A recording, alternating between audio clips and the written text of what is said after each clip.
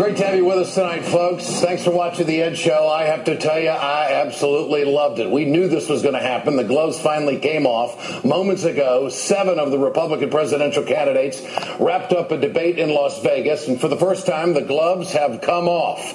The first target was Herman Cain's 999 tax plan. Are you saying that the state sales tax will also go away? No, that's an apple. Okay. We are replacing a bunch of oranges. Okay. So then Governor Perry was right. No, he wasn't. He was mixing apples and oranges. Well, but will the people in Nevada not have to pay Nevada sales tax and in addition pay the 9% tax? Governor Romney, you're doing the same thing that they're doing. You're mixing apples and oranges. You're going to pay the state. No. You're going to pay the state sales tax no matter what. Right. Whether you throw out the existing code and you put in our plan, you're still going to pay that. That's apples and oranges. Fine. Yes. And I'm going to be getting a bushel basket that has apples and oranges in it because I'm going to pay both taxes. No. And the people in Nevada don't want to pay both taxes. No. And for the first 20 minutes, every candidate took a whack at Herman Cain, but the pizza man stood his ground. Rick Santorum came out swinging at Mitt Romney on health care. I loved it. You just don't have credibility, Mitt, when it comes to repealing Obamacare. Your plan was the basis for Obamacare. Your consultants helped Obama craft Obamacare, and to say that you were going to repeal it, you have no track record on that we can trust you that you're going to do that. Romney tried to go back at Santorum, and it got ugly. This is something that was crafted for Massachusetts. It would be wrong to adopt this as a nation. That's not what you're shaking your head. That happens. That happens in your book that it should be for everybody. Guys, took it out of your book. You took it out of your book. Let's be honest. Okay, and mine. Let me. You're allowed, Governor. I'll tell you what. Why don't you let me speak? You're allowed to change. Rick, you had your chance. Let me speak. Rick, you had your chance. Let me speak. You're out of time. You're out of time. He ate into your time. You're out of time. I'm sorry. I haven't had a chance to respond yet because you were interrupting the entire time I was trying to speak. And Newt Gingrich wanted a piece of the action, but Romney shut him down. Actually, Newt, we got the idea of an individual mandate from you. That's not true. You got it from the Heritage Foundation. We got it from you and the Heritage. You got it from the Heritage Foundation and from you. Wait a second. What you just said is not true. You did not get that from me. You got it from the Heritage Foundation. And you've never supported. I agree with him, but I'm just saying. Well, you said this audience just now. Plain wasn't true. Have you supported in the past an individual mandate? I absolutely did with the Heritage Foundation against Hillary Care. You did support an individual mandate. Sir. Oh, okay. That's what I'm saying. We got the idea from you and the Heritage Foundation. I think Rick Perry had his best debate so far in this debate season. He nailed Romney for hiring illegal immigrants. Those people that hire illegals ought to be penalized. Admit you lose all of your standing from my perspective because you hired illegals in your home and you knew about it for a year. And the idea that you stand here before us and talk about that you're strong on immigration is on its face the height of hypocrisy. And I think that comment got Romney off his game. For the first time in these debates, I think Romney, in a sense, lost his composure. I don't know if I'd go so far as to call it a Jim Harbaugh moment, but here's how it unfolded. Romney was so wound up, he grabbed Perry and tried to set him straight. I'm looking forward to finding your facts on that because that just doesn't. I'll tell you what the facts are. Rick, again. You had the word. I'm speaking. The newspaper. I'm speaking. Time for you to tell the truth. You get 30 seconds. Time for you to tell the truth. The way the rules work here is that I get 60 seconds. Well, no, but the American people and then you get 30 seconds to respond, right? They want to hear you say that you knew you had illegals would you please wait? Working. Are you just going to keep talking? Yes, let me finish with what I have to say.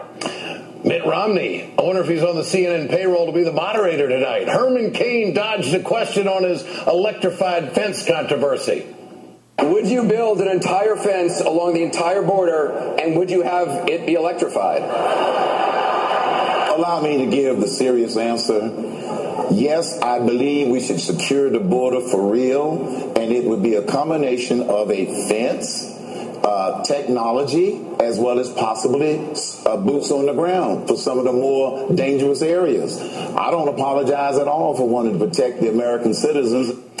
I tell you what, Herman Cain is the front runner in the most recent polls. I don't think he was hurt at all in this debate tonight. I think Perry had his best evening. It's about time. Romney shaken at times, and probably the MVP tonight for moving forward his cause Former Pennsylvania Senator Rick Santorum. I thought he was a player tonight. Get your cell phones out. Now, wait a minute. Now, I wouldn't vote for any of them. I'm just giving analysis here, okay? I want to know what you think. Tonight's question, did the Republicans offer real solutions for America? How do you think they felt listening to these Republican candidates talk about market-based solutions? We have to let the market work here, when essentially it was a rigged market that caused this. Yes, some people got in over their heads, but mostly the market was rigged. And then you had Romney essentially saying to an editorial board here that the foreclosure process should be allowed to go through. How do you think people here, all their homes underwater, they've lost their job, hear that kind of rhetoric? And believe me, this isn't just Democrats. It's not a partisan issue here. There are a lot of Republicans who are going to vote whose houses are underwater, and they don't want to hear about market-based solutions. They want to know how they're going to keep the banks in line, how they're going to help them hold on to their houses. Confess, sort of paying more attention when they're bickering and fighting, and I know that's wrong, because I know that's not where the substance is. But that's what I'm embarrassed to say that when that happens, it piques my interest, and I sort of wonder if that's what grabs the American people's interest as well. Let me confess too that we're 4 hours behind you guys in time zone. So when the debate started, a couple minutes into the debate, my kids started walking through the door after school and after play dates, and here they're kind of griping and bickering amongst each other. Then the debate, in my other ear, the candidates are up there bickering and fighting amongst each other. And I honestly, for a minute or two there, didn't know which group should I be listening to and which group was making more sense. I'm not sure how tonight's sort of Jerry Springer show helped them reach any further conclusion about making a choice. Are you a supporter of 999? I think 999 is a wonderful plan. I think a lot of the candidates have very good plans for tax reform, but I love the 999 plan. I think it's a great first step. Our critics of this say this is very regressive and would hit the poor. What do you say to that? I don't think that's true. I mean, Herman Cain's plan, number one, gets rid of the payroll tax, which is also very regressive. It gets rid of a lot of other taxes in the system as well. GOP frontrunner believes that liberals are purposely destroying the economy because we do not believe in a stronger America. And it just doesn't end there. According to an op-ed Cain wrote last December, liberals are also to blame for the death of Jesus Christ. You see, until recently, Cain's polling numbers allowed the pizza man to get a pass on all of his positions and all of his opinions. The way Americans can bring down the federal debt with their tax dollars, the spending's just too massive.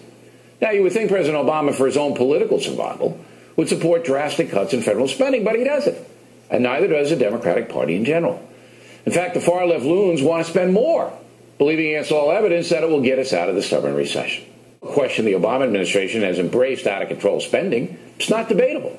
Sadly, many Americans simply do not want to pay attention to what's happening in Washington. They want to pursue their lives without embracing reality.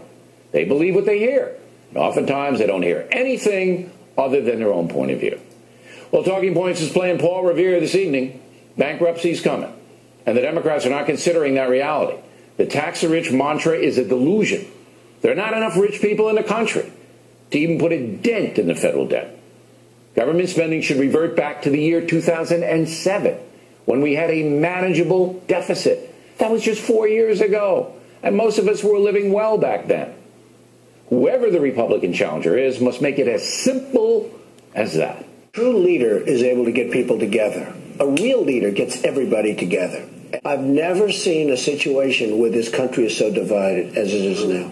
This country is blowing up, Sean. We're blowing up. And I've never seen this country in this kind of trouble before. And a true leader wouldn't let that happen. I think he's playing with fire because these protests are unfocused. They're susceptible to infiltration and perhaps even being dominated to some extent by some pretty hard left activists. Yeah, those librarians will get you every time. President Obama is not playing with fire. In fact, he's dealing with the people who supported him 3 years ago. Now, when I was in the protests covering them in Chicago last week, just about everybody I talked to said they voted for President Obama in 2008. They're not hard left activists. They're disappointed Obama supporters because he didn't fight harder for the middle class and tried to deal with the Republicans. And they don't want to see the same movie again, if you know what I mean, next time around. They want to know if they vote for President Obama again, he's going to fight for them. It'll be a different show.